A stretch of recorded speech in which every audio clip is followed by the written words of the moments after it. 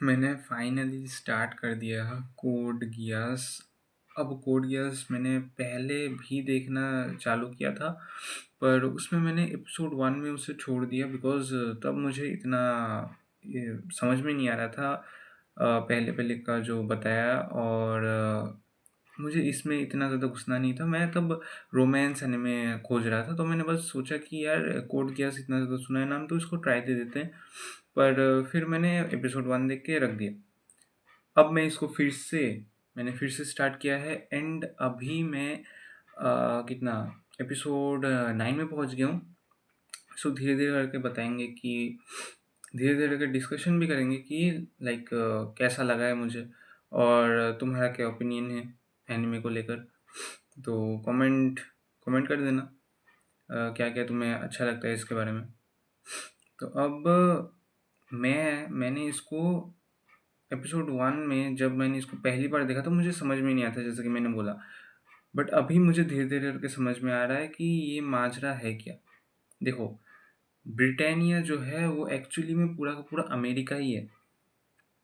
उसमें जो real world में यूएसए, फिर कनाडा, और जितने भी मेक्सिको मेक्सिको मेक्सिको भी वहाँ पे है ना, नॉर्थ नॉर्थ अमेरिका में। हाँ शायद तो ब्रिटानिया वो नॉर्थ अमेरिका ही है पूरा का पूरा, और ग्रीनलैंड भी है शायद ब्रिटानिया में। सो अबे यार रियल वर्ल्ड वही हाँ वो सब छोड़ो। ब्रिटानिया जो है इसने जापान के ऊपर कब्जा कर लिया, फिर उसे एक नंबर दे दिया, एरिया 11। अब ये जो एरिया 11 है ना, यहाँ के लोगों में बहुत ज़्यादा डिस्क्रिमिनेशन हो रहा है, ठीक है? कि हम लोग लाइक जापानीज़ हैं, बट सब लोग हमें 11 बुलाते रहते हैं, वी वांट आवर राइट्स, ऐसा कुछ। और ये तुम वो कॉलोनियल रूल की तरह देख सकते हो कि ब्रिटानिया जो है, ब्रिटानिया सॉरी बिस्कुट की बात नहीं कर रहा हूँ मैं। ब्रिटानिया जो है वो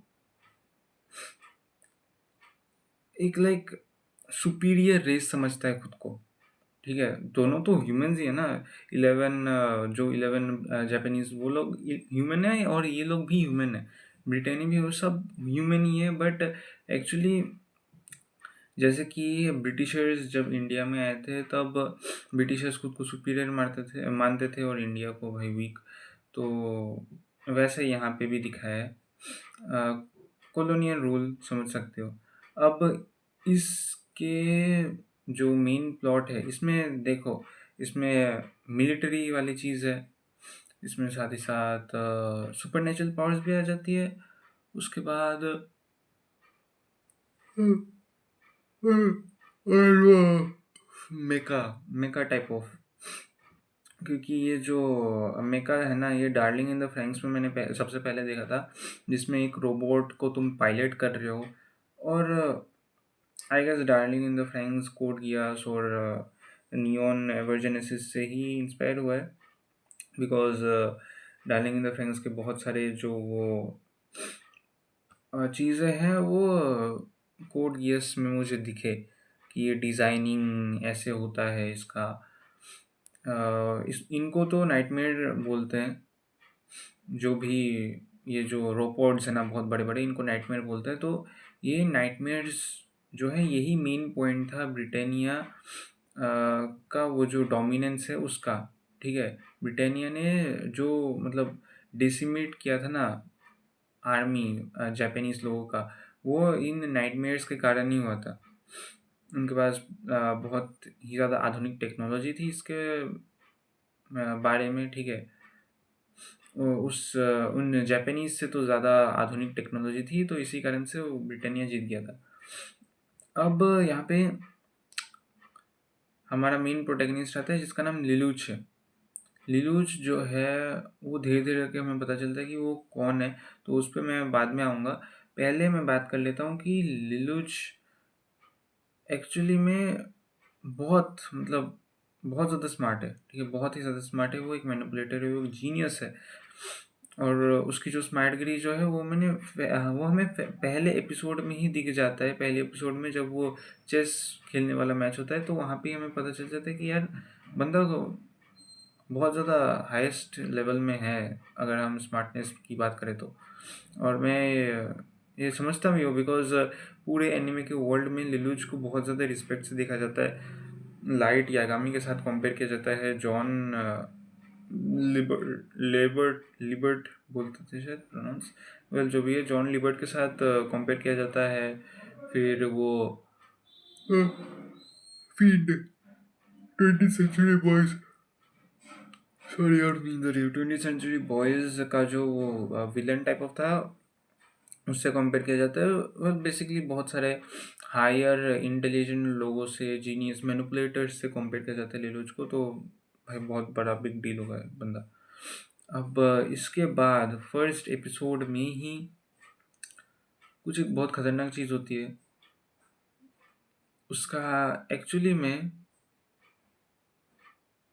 फ्रेंड जो है उसको शूट कर देते हैं, बट फिर वो भागने की कोशिश करता है। भागते भागते बंदा एक ऐसी जगह पहुंच जाता है जहाँ से वो भाग नहीं सकता एंड वो पकड़ा जाता है। अब देखो, मैं ये जो भागने वाला सीक्वेंस है ये वो जिन लोगों ने एनिमे देखा उनको पता चलेगा, जिन लोगों ने नहीं देखा उनको तो पता नहीं है लगने वाला। बेसिकली एक ट्रक में ना एक वेपन है, ठीक है, एक गैस, पॉइजनस गैस है।